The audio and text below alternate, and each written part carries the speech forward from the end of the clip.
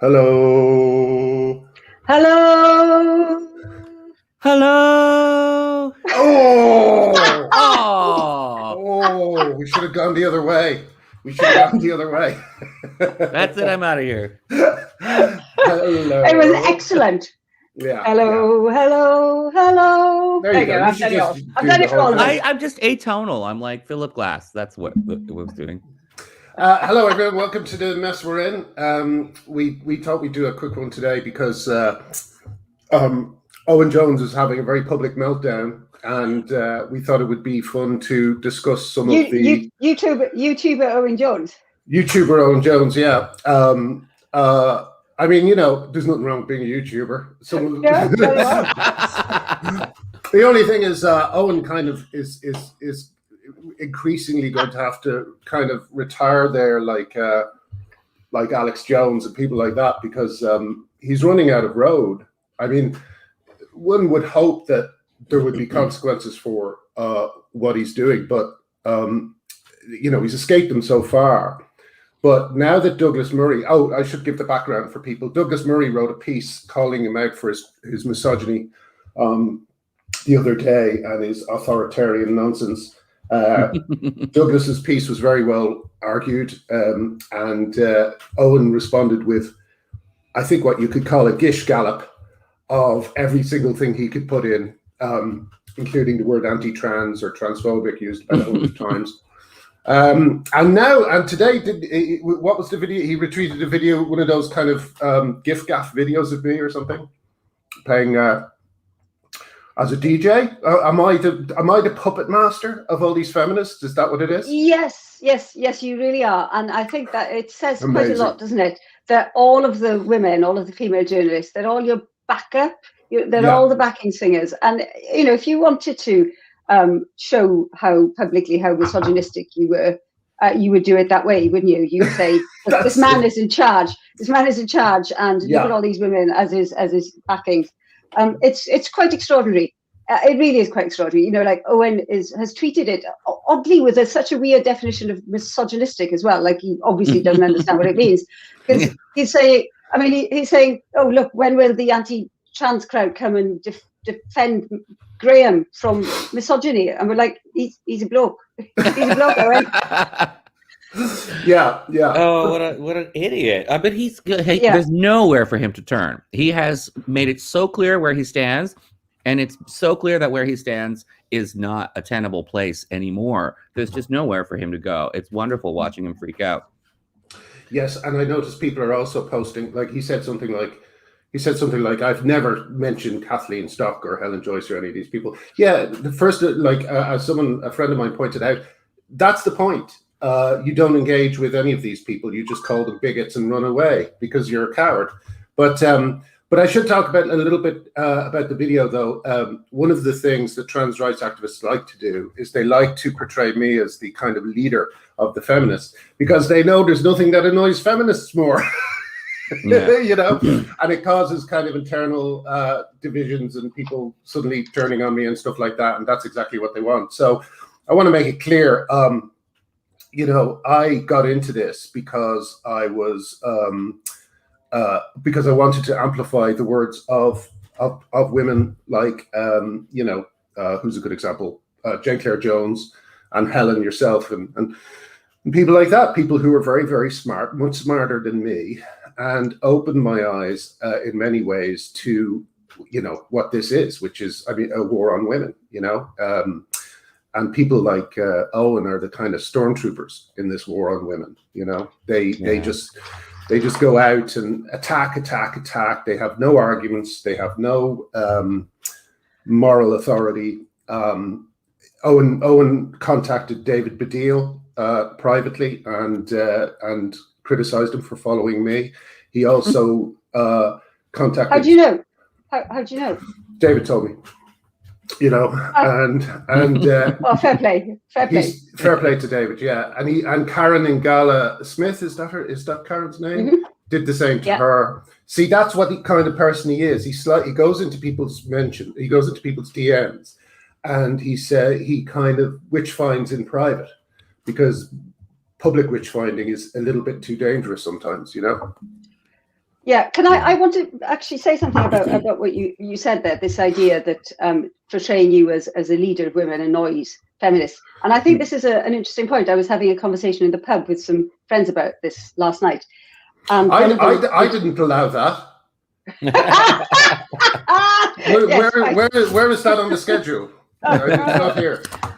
Sorry. But one of them pointed out, he said, you can see that you've got two sides here. And only one of them is almost, it's deliberately trying to annoy the other side. One side is fighting. They want, they are trying in good faith to have a conversation, to get a conversation going. And the other side is actually deliberately trying to irritate and annoy. And I think you can really see the sort of the skew in that fight. I saw somebody's replies to Laurie Penny, who I think we should talk about in a minute. Saying, "Oh, I'm just here existing as a trans woman or as a non-binary person, annoying GC feminists." And I'm thinking, like, you existing doesn't annoy me, but the fact that you're enjoying the fact that you believe that you're annoying people does actually say quite a lot, I think, about that side of the fight. When all you have is a deliberate attempt at annoyance, I'm not sure that you're quite on the righteous side. Yes. And, sometimes people, I mean, I try sometimes to get across how my feelings about the Gamergate thing have changed over the years, because I think it was a time when I was on that side of people who were just trying to annoy people and not really engaging with any arguments. That said, it was still a misogynistic hate campaign, and I'm glad I was on the other side of it. But there was also, I noticed within it, there were a lot of people caught up in it who were caught up in it for possibly good reasons, right? They thought that it was about game ethics and gaming journalism, but no matter what the kind of stuff you were getting from the other side, you would respond simply with derision or is it derision or no derision?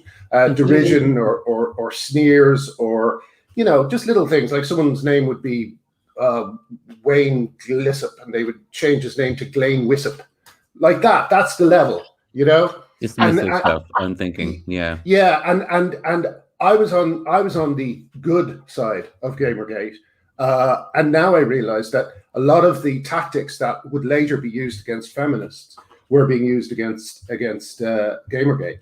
So it's interesting. Anyway, sorry, I didn't want to sideline it too much into Gamergate, but it's interesting. No, I think it's interesting, actually. I mean, I think you do have a sort of a unique perspective on things, because you were quite involved with Gamergate, and things that you have learned from that.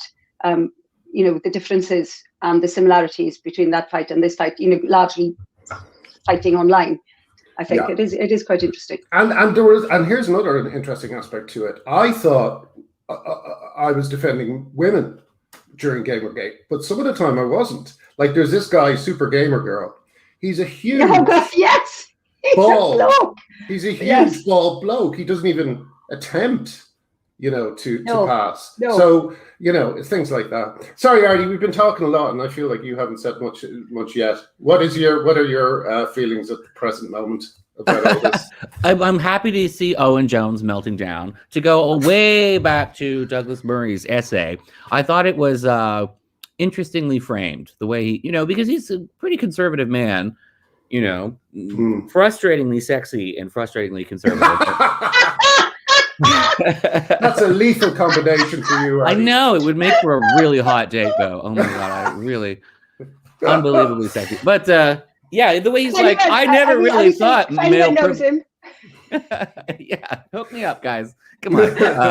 But he's like, I've never believed in male privilege until this. Like, Owen Jones is so frustrating. Even I and E-Tony and Snoot have finally realized that the feminists were right, Yeah, absolutely. And in fact, that's one of the things that Jones ignores in his Gish Gallop afterwards, because he pulls out a line that Murray said about feminists, And the very first part of the Douglas Murray essay says how he's changed his mind about certain things. Exactly. That's what makes him different as well to Owen Jones. Owen Jones can't change his mind because he's a fanatic. You know, like his arguments are still exactly the same as they always have been. I thought I was going to do a bingo card yesterday for Owen Jones' essay as soon as I heard it was being written, and we were going to put on the bingo card most oppressed minority, anti-trans, you know, all the things that we've heard over and over again, because these like cowards can't discuss the issues. But it is interesting. And to pretend the issues aren't real is such a lie by Owen Jones. It's such a lie. I mean, we know that men are in women's prisons. We know that men are in women's sports. We know that men are abusing lesbians and going onto their dating apps. And Owen Jones ignores it all because he's a misogynist. He's a misogynist. He cares nothing for women. Well, exactly, because you can tell that from the fact that whose essay has he finally broken down and responded to? Yes. Yeah. Exactly. Yeah. But I guess women have said so much. Women have said so much to him. You know, block. Douglas Murray. Right. I need to respond. Yeah. And I tell you, like, it's something. Who's that Labour trans woman who we wrote an expose on? Heather Peto. The one who's also trans age. Yeah. Yeah, Heather Peto, whose age fluctuates along with his sex. And shows up to like work at Cambridge dressed like Dr. Frankenfurter from Rocky Horror Picture Show, you know. Yes, and one of the few politicians who can survive photographs being online with him ramming someone with a dildo or being rammed. I can't remember which one. Being rammed. He goes on in great detail about the specific number of inches he can take. It's ridiculous, you know. Yes, and he's like in the Labour Party posing that he is earned. It's just amazing. But Heather Peto did the same thing, and it's what these trans activists always do, is that they vomit out like just a huge kind of, you know, load of shit. Yeah, load of shit. Yeah. Yes, sorry, it is an attempt. You know, it is just they use all the words. You know, all of the words. Like Owen Jones, he doesn't call women. Here are all of the words. Anti-trans activist, but he retweeted that video, which is, you know, is it Turf, Wind and Fire? Yes. You know, he's always tries to have plausible deniability, but he's completely lost it this time. I mean, it's there's a line in the video which is treat them like lepers or something like that. You know, a complete. It's a horrible reference to women saying, actually, we don't want male people in our sports and changing rooms. And the line is, let's treat them like lepers. And somebody has screenshotted this because they've just seen the screenshot and the words. And it is where all of the female journalists are there. Yes. And they've tweeted, look at this, you know, completely misogynistic, saying treat these women like lepers. And OJ is like, no, it's not talking about those. It's talking about how you treat trans people. And it's just, and this absurd comparison has been made. And he's like, no, I want that lie to be on my side. I don't know. It's, you know, I guess it, I think I'm sorry. It's all becoming more than they can suppress. Yeah, you know, the latest is Chris Chan in America. A friend of mine wrote a very lovely piece about him, actually, where they pointed out, you know, the fact that, you know, there's a lot of people who share the blame for Chris Chan. It's not actually a story of a trans. You know, it's not actually a trans story completely. It's a story about online bullying and how a very severely mentally disturbed man was manipulated by online people. You know, but it is drawing attention to the fact that male prisoners are being put in female jails in California. Kara Dansky just appeared on what's that guy's name? The really right wing. Guy, flip it out, Tucker Carlson, and spoke about it. And you know, it's just one of these things where it's not like it's not like a Fox News story where you look into it and it turns out not to be true. Yeah, it is entirely true. Yes, it is entirely true. And these people are running out of places to hide. You know, there's no. I think so. Yeah, I think so. I do think this is part of this meltdown. It's the cognitive dissonance, isn't it? Like, it's happening. You can see it happening. We can all see it happening. And he's either having to both pretend that it isn't happening and that it isn't a bad thing, even if it is happening. But he doesn't want to say any of that, so he's just going to shout transphobe. Yeah. It's. I don't know. I wonder where it'll lead. I mean, if he's to show any kind of good faith, Owen Jones, he should speak to Helen Joyce. Get Helen Joyce on, or speak to Suzanne Moore. You know, have the guts to talk to have Suzanne Moore on your program. You know, look her in the face and tell her that you that the letter that you signed wasn't about her.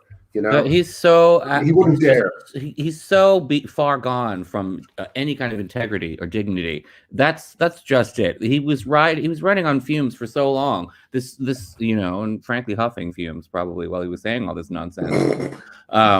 You know, like, there was never any substance to anything he said. It was just these appeals to emotion with all this jargon about, you know, trans women are women and transphobia and all this highly emotional language that triggers people's emotional responses about vulnerable people being hurt. But there was never any substance to any of it. There was not a drop of critical thinking. And all of us who've been trying to say, look, why don't you use your brains? Engage not emotionally on this, but intellectually on this. Why don't you try doing some critical thinking on this? And they, you know, because once you do, it all falls apart. You realize that there's this phantom that's taken over everybody's emotions and hearts, that they're passionate about trans women or women. And they're not seeing that it's just, it's been taken over by charlatans and bad actors and, you know, people with mental health problems. Yeah. Now that this is starting to come out, now that this is starting to emerge, there's nowhere for him to go, and there's no excuses that he can make up. Like, it's going to be really interesting watching him, because he doesn't even have any way of getting out of this with any dignity. He's just going to get louder and louder and shout and more maniacally until he loses his job, I think, you know, or storms out of this. I think so. There's a really good, I don't know if you've read it, article on Helen Joyce's book by Lionel Shriver. Oh yes, excellent. Yeah. Times today, and I think she says, you know, the left's success is institutional. No, that's not the bit that I want. Oh yes, the left's shibboleths about women's equality, environmentalism, workplace health and safety, sexual harassment, etc., have gone mainstream. Hence, the left's accelerating extremism. To maintain directional distinction as the centre moves left, the left moves lefter. I think this is a really, really good description of what's happening to Owen Jones. You know, he's having to go more and more and more extreme in order to sort of keep his, his, whoever he is, his identity. His identity is more left than everyone else. And now that all the reasonable left positions have become mainstream, if you still want to be more left than everyone else, you have to sort of ask for more. You have to take a more hardline extremist position. I think that's exactly right. I'm not sure. Well, I'm not sure, because I just think I'm not sure he's positioning himself to the left so much as he's just he's already sunk so much cost into this fight. He's put all his chips in, right? Yeah. He really has. He really has, and there's just nowhere left for him to turn. So it's not a question of him moving. It's a question of him being trapped. It's a bit like doomsday prophets who pick an exact, precise date and time for the end of the world. You know, and then we're just watching the clock count down, and we're watching Owen freak out because his days are numbered. He said that this was the most important issue ever, and we're watching it turn out not to be the case, and there's nowhere for him to go. That clock is ticking, you know.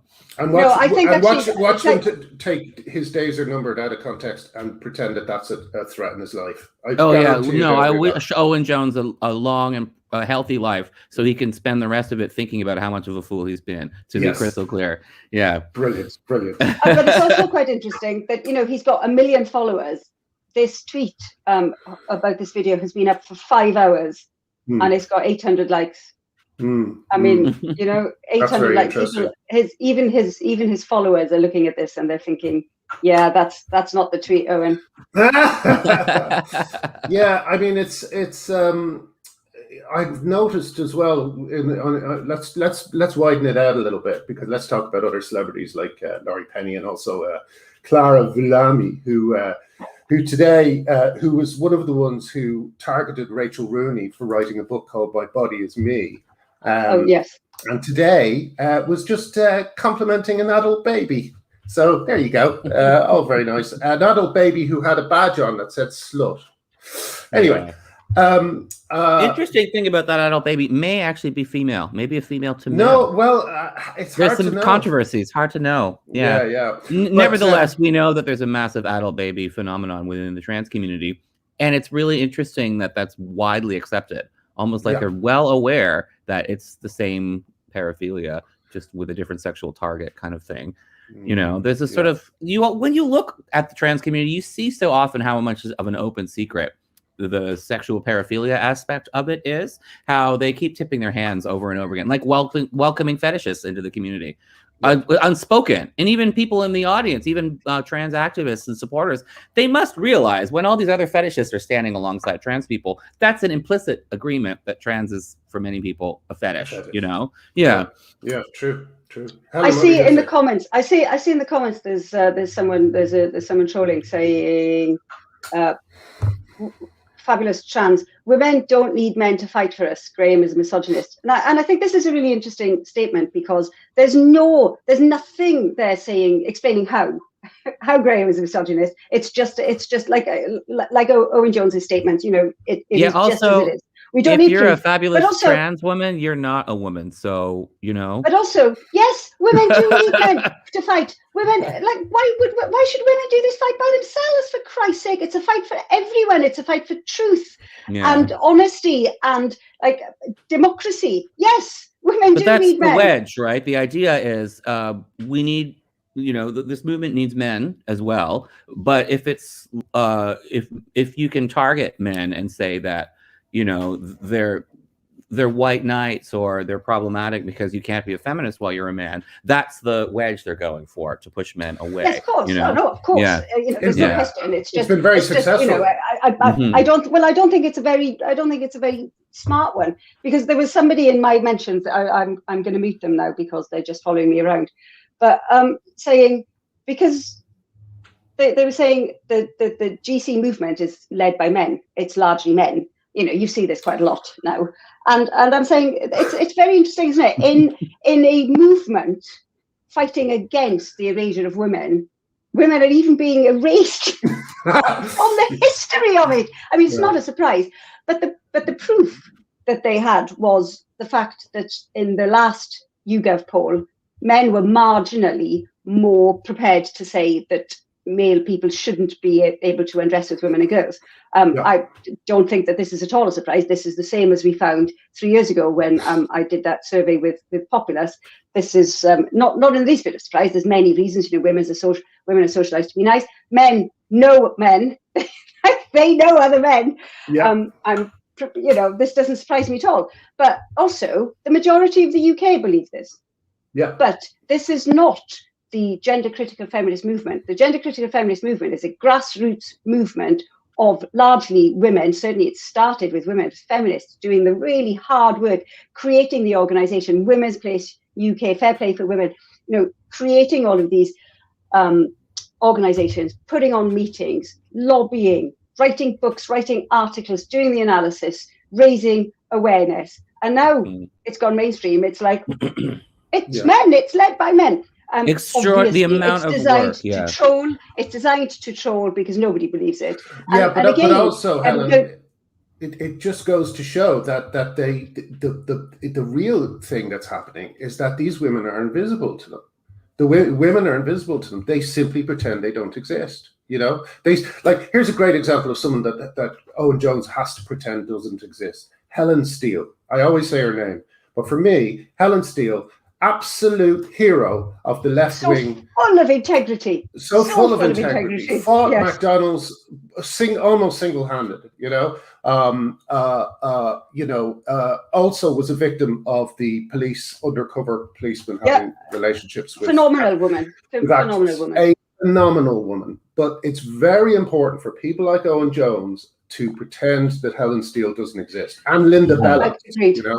Agreed. Yes. So I think that's actually what it really is. It's not so much that it's not so much a tactic, I would say, as they simply don't believe these women exist. And these women have been monstered and demonized with the word TERF for so long that that's what happens to your brain when you call a whole section of people monsters.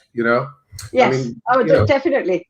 And again, I always get into trouble when I say it, but it's what Nazis did. It is what the Nazis did. They deliberately set out using language like calling Jews rats and stuff like that to dehumanize people. And that's what Owen Jones does with the word TERF. And that's what Owen Jones does with insisting everyone's anti-trans. I'm going to say that Owen Jones is even slightly worse than that, because he doesn't use the word himself, but he will retweet others using it. He doesn't even have the courage to actually come out and say it himself, but it's all plausible deniability, which is almost one of the worst traits, I think. It's so cowardly. I mean, it really is. Dehumanizing is so important. There's so much of that going on. We really have to be careful, because this can spill into genuine fascism. I've been saying this so many times, that people still think this is more or less an academic exercise. Some people, obviously not. We don't feel that way. But this could turn into, people are already being put in prison in Canada over this issue, and they're being threatened with prison in Scotland, Marion Miller. And it can balloon into, this is already, it's gone from self-ID to we need to censor the entire internet in Canada now. They're trying to pass bills. It started with misgendering is a crime, and now it's like anything that's against the left's views is hateful. It just grows so quickly. It's so dangerous. And the other thing, really have to understand that this is deadly serious. And another thing people like Jones don't understand, and this is again like a plea for him to realize the great harm he's doing, but the backlash against this, it is not only going to affect trans people, and we are among the only groups, us TERFs and TERF allies, we are among the only groups who are warning of this and trying to prevent it, because we have many trans allies. I mean, I can list off 10 names immediately of trans people who agree with us and whose lives will be made terribly worse if this backlash happens. But it's not just them who are going to be targeted by the backlash. I think gay people will be targeted by the backlash because they've tied themselves so closely to people like Jonathan Yannick and David Shan. It's already happening. I'm seeing homophobia more than I've seen in a long time. I'm even seeing it coming from the GC side a little bit. Like, I'm just seeing this bitterness at anything LGBT because of the resentment of the excesses of autogynephiles and the trans activist movement and allies, and the misogyny of these allies. And it's spilling into just like anybody. I'm starting to experience homophobia from the GC side a little bit. Well, it's the same as when you see. Yes, no, of course. But it is the same along the same trajectory, isn't it, as the Pride rainbow? When I see it now, I just think, oh, what is this going to be? What is it going to be today? And sometimes it is a nice thing, but a lot of the time it's been so tied up with misogyny and unpleasantness. It just, I just think, oh. Well, I think my local post office has a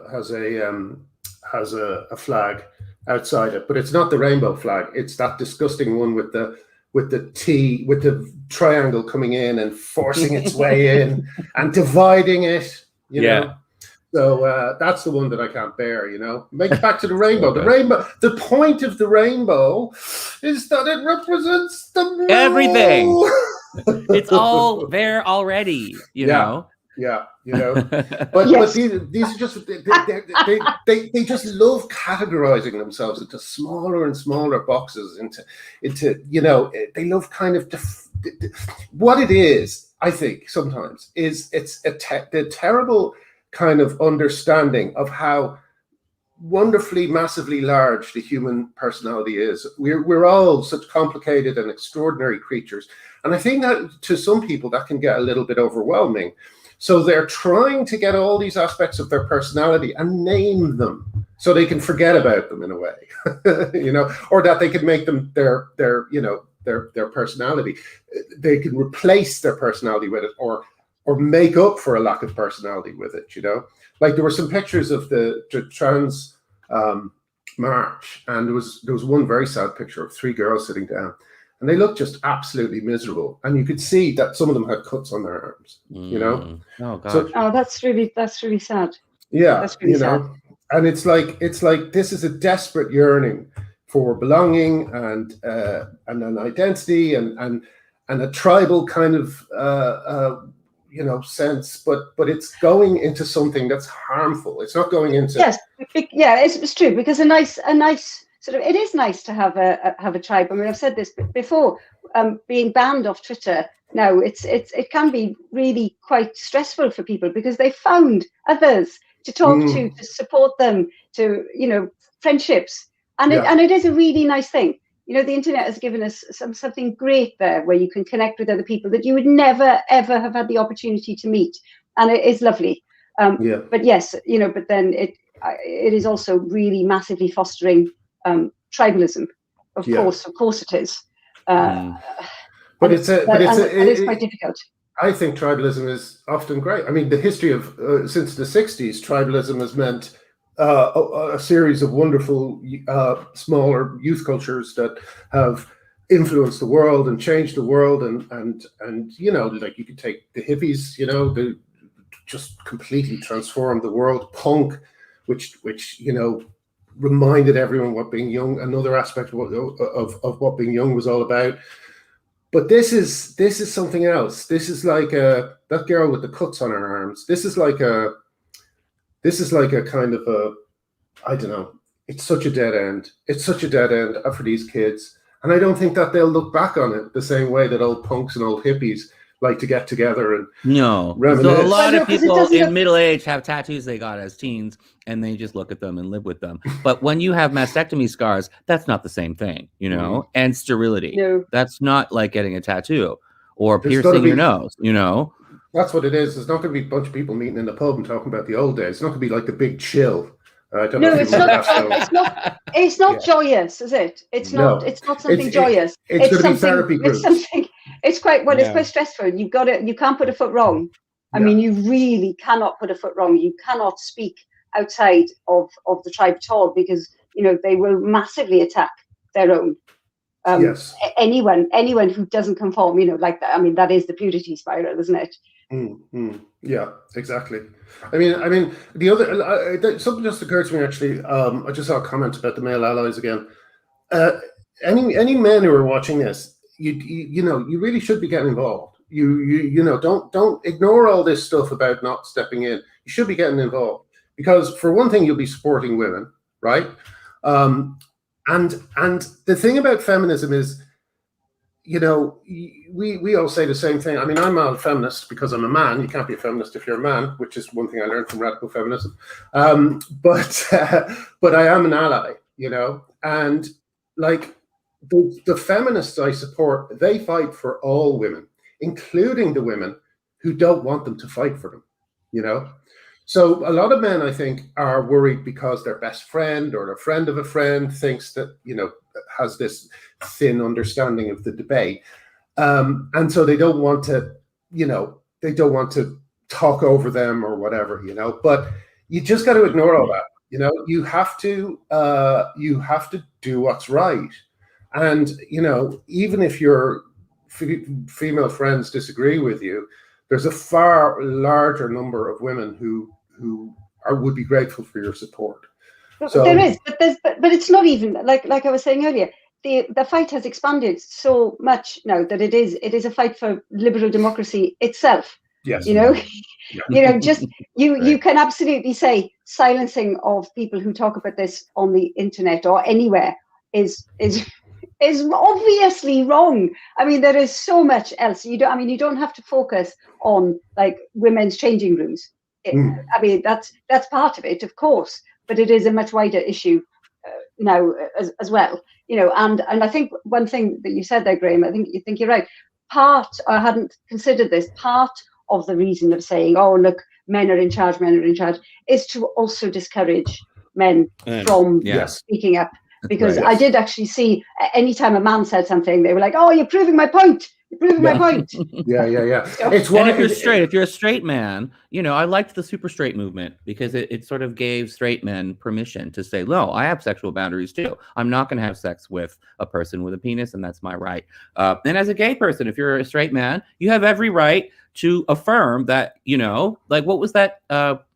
That quote that you shared, Graham, somebody said, do I have to suck a dick to be a liberal? I don't want to live in a world where I have to suck a dick to prove that I'm a liberal. You have every right to not want to have sex with men and to not be sexually attracted to men. As a gay man, you're allowed, and you should be affirming that. It's actually gay positive to say, I'm a straight person. I know that I'm not gay, and I have every right to affirm that. That is what sexuality is. The corollary of homosexuality is heterosexuality. We have to fight for these boundaries. So straight men defend our sexuality. I mean, if a straight man is defending his sexuality, he's doing so, in defense of homosexuality as well. That's right. Because these things are real. These things are real, and they're hardwired. And the idea, I mean, there's an idea now that we just need to, like, I remember Rachel McKinnon said that the only moral sexuality was pansexuality. It's such a lie. Well, the thing about these guys, right, is they are like some of the really, really bad ones, oh God, what's his name? Alok, something like that. They're unfuckable, because they look ridiculous. Someone like Alok, someone like, no, seriously, come on. Alok is one of these people who wears purple lipstick. That's just, and they were actually in an article called "Why Can't Any of My Famous Trans Friends Get Laid?" And it's like, that surely must have been a parody. Yes. To me. Oh, come on, with the photo that was used. But I worry as well. I do worry about young men. I mean, there was a horrific thing during the week where this woman was kind of talking to this trans-identified porn star. Saying, "Oh, you're one of my son's favorites," right? And it's like, oh, okay, so the son is watching men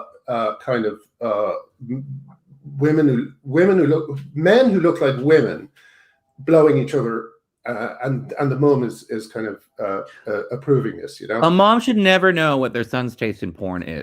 Very much so, yeah. But awful. But the thing about it is that kid is on a he had long hair, so I wonder if he's on a track now to deciding that he's trans, Yeah. And it's pornography is kind of is kind of bending these people who might be, say, bisexual, or I think pornography is just kind of confusing them further, if that makes sense. It's like this whole thing is so porn related. There's no coincidence that the first generation who grew up with porn on tap is suddenly deciding that they're pansexual or whatever. Yeah, porn has amplified extremely misogynistic. Yes. This is also part of porn, isn't it? It's the celebration of the sexual humiliation of women. I mean, it just is. Well, I used to be, as you know, someone who thought that pornography would solve all problems. I thought it would keep men off the street, keep them in the bedroom, keep them out of trouble. But in fact, it drives them onto the street where they dress like adult babies. So it's not done any of that. In fact, it's creating a kind of almost like I used to be a big fan of David Cronenberg movies, and David Cronenberg, his movie Videodrome is about how pornography, warps this guy's mind. A certain form of pornography warps his mind, and he suddenly, after a while, he doesn't really know what's real and what's not real. I think it's happening. It's happening. You got to say it's happening. The fact that men's behavior is changing. That there was what was it? 1 in 3 women have been during consensual sex have been slapped. Yes. Pinched, it's just horrible. It's horrible. Choking is the big one. Yes. So you know, and you combine that with these girls who don't want, like one girl I remember said that she didn't want to be a lesbian because lesbian is a porn category. You know, it's so sad. It's so sad, and it's such an emergency. It's an absolute emergency, and you have people like Owen Jones sneering at people, sneering at people who want to talk about this. You know? And young people. I mean. Yeah, there's just so much of it. Young people, it's also because they're isolated and because they have so much mental health distress. You know, that amplifies the problems with so much porn and the excessive amount of porn, and that it's limitless, the sort of things you can search for and the kinds of porn you can find. This isn't like pinup pictures, you know. It's not like you know, Fay Ray with a, you know, GI, you know, this is very, very different. Well, that's what I always thought porn was. I didn't really know how bad it was getting. I mean, I always thought, oh, no one looks at extreme porn.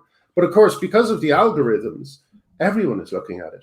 You know, if you go to a porn site, you can get dragged down and down and down into further and further degradations until you're somewhere very unpleasant, you know? I mean, I told you once when I turned off Safe Search because I was looking for an image that I wanted to post on the blog, which was a really disgraceful thing about how to choke women safely. It was a cartoon. I remember, yes. Yeah. And it showed it had a color chart of what their face looks like. How, you know, you should release pressure if their face goes purple. Yeah, that type of thing. You know? I'll let you Teen Vogue get on that. yeah. Oh, that's appalling. Yeah, it really was. And I was looking for it, and I turned off Safe Search, and I used the term breath play to try because that's how this stuff is. Another cutesy term for a horrible practice. Yes. And it was really like a vision of hell, you know, like all I saw were images of women with plastic bags over their heads. Yeah, it's just so awful. Actually, I honestly, that's horrible. I'm really sorry. So much about the trans issue is about people's inability to talk about sex, sexuality, sex drive, sexual paraphilia. We have to be open about this. I've been very sensitive to this topic because I'm a gay man, and homophobia and gay rights is all about understanding that people have different sexual tastes. You know, you might find it disgusting what I find sexually appetizing, and vice versa. And we have to understand that humans have different sexual tastes and that we don't like things that other people do like. And we have to understand that we all have a sex drive. And this is why, like, people get confused when they have a feeling in themselves, like they're suddenly erotically seeing themselves as women because of a glitch in their sex drive. They don't understand that it's a glitch in their sex drive. They don't understand how to process it. So all this crazy stuff ends up happening. Or, you know, I don't think there's anything wrong with, like, you know, if going back to like Mae West and GIs and like pinup girls, we shouldn't be objectifying women, but we all have sex drives. And the idea that you want to look at pretty pictures of sexy men or sexy women in and of itself, I don't think is the worst thing in the world. But we can't take that and go all the way to like choking porn. You know, we have to understand that there are limits to this stuff. When we pretend that it doesn't exist, it just goes under the surface, and then it becomes this bottomless well of well, this nonsense, is the whole problem. You know? This is part of the whole problem that we've got here, isn't it? Is that the idea of limits seems to be something that it cannot be spoken about. That's right. Yes. That is one of the massive problems that we have. It's this idea that any single male person who says I'm a woman has to be treated as if they are in fact they are a woman.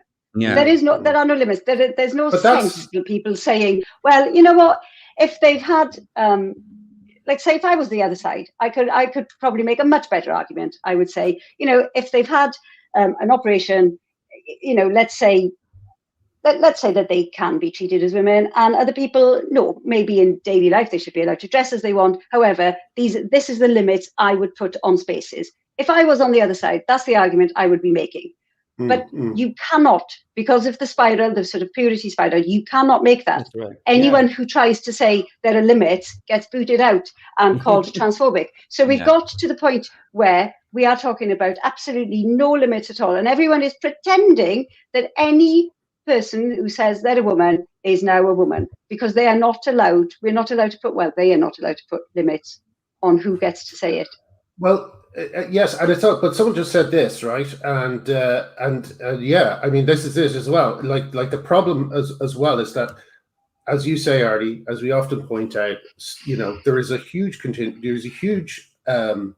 element of fetish in a lot of cross-dressing.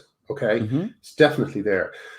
Instead of facing up to that and acknowledging it about themselves as a part of their sexuality, they are believing what other trans activists are telling them, that you're actually a woman, that you have the right to demand access to women's spaces, etc., etc., etc. I think it's a schizophrenic thing that the left has, because they're on the one hand saying never kink shame, and on the other hand saying, oh, this isn't a kink. And I think they know that they're partly true on both sides. Like, this absolutely is a kink, and it's okay to acknowledge that people have sexual tastes that are different, but we also have to put limits on that, you know?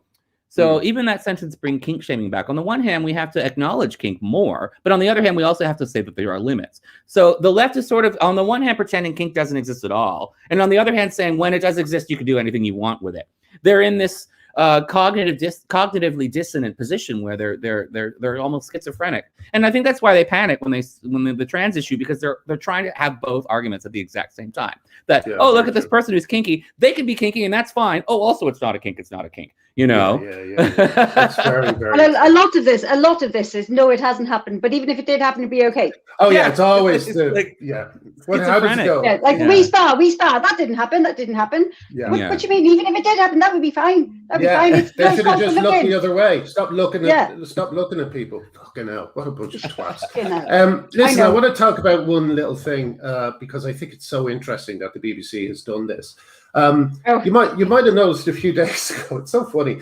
You might have noticed a few days ago that the BBC published, at long last, an apology for Ben Hunt's journalism, which was filled with things like it interviewed Helen Weberly without disclosing what she was involved in. It uncritically did a bunch of things, and the BBC issued a long and detailed apology for all of that.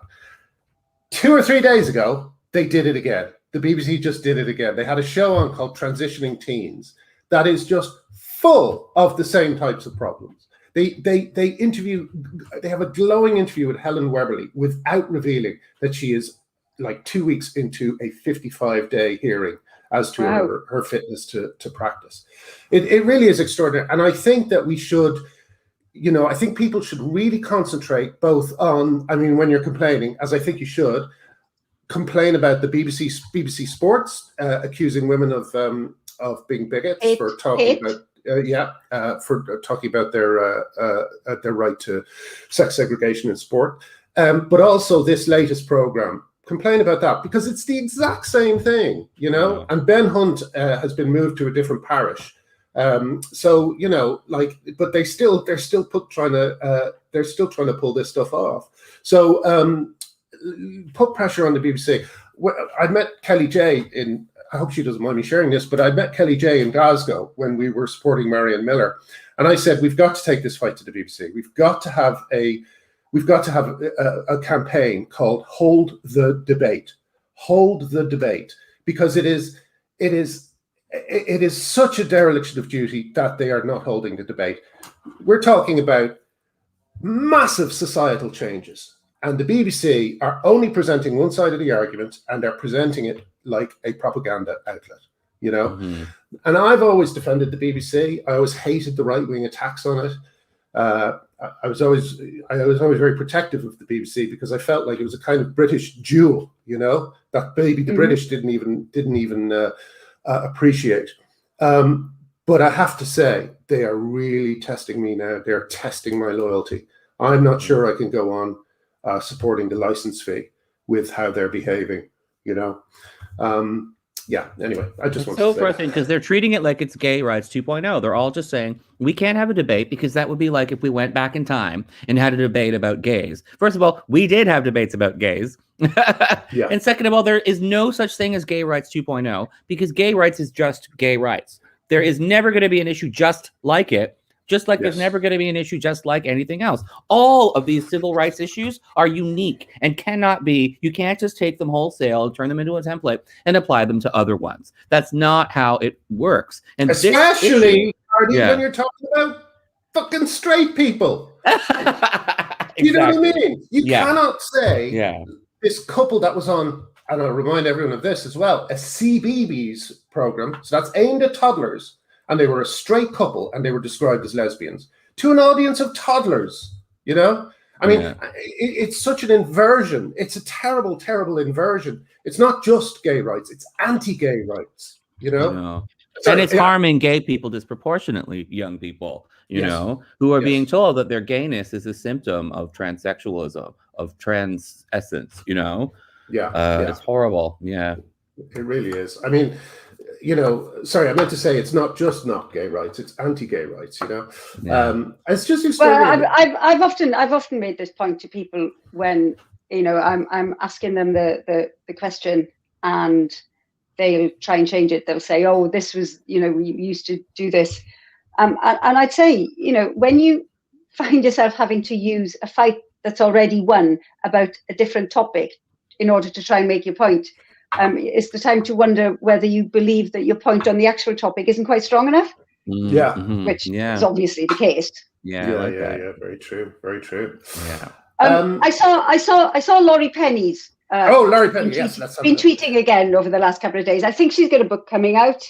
But what really interested me about yesterday's tweet, she says, "I'm fascinated to know what sort of world gender critical feminists would like to live in ideally. What would gender identity look like, etc., etc." And I'm thinking, you've been vilifying gender critical feminists, arguing with them, quote tweeting them, talking about them for a number of weeks, and you don't know what the arguments are. You don't know what they represent. You don't know what they want.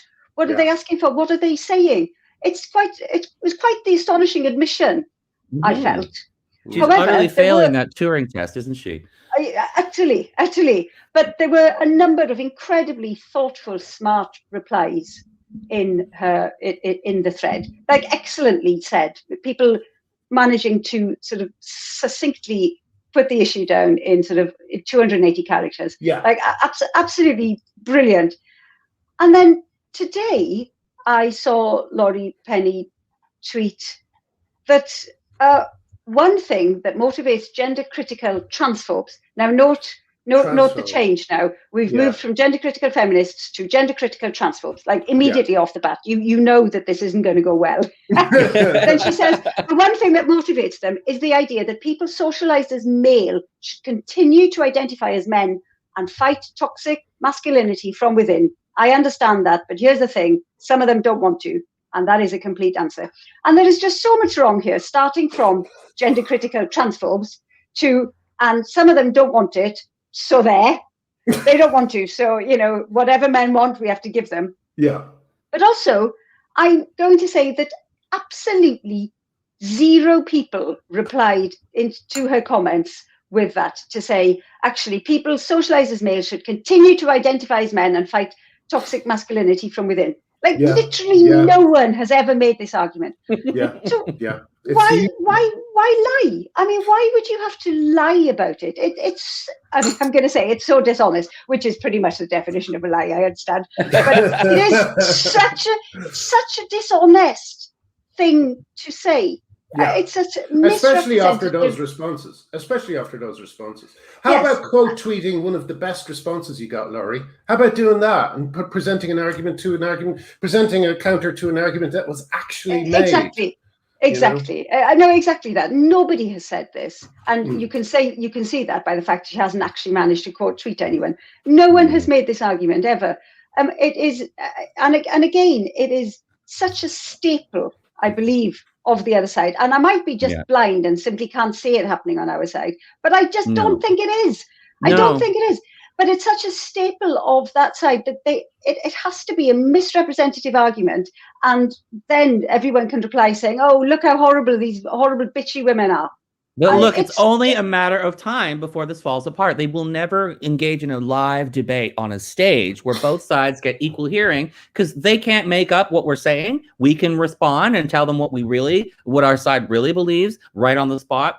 It's only a matter of time until that happens. This issue is opening up. The cracks are already there. Once the debate does start happening, they will be destroyed almost immediately. They've gotten so far with their no debate, with their mischaracterizations, with their appeals to emotion, that time is over. That era is coming to an end, and the new era is going to be open discussion about this. There will be a time when the BBC is going to have panels about this.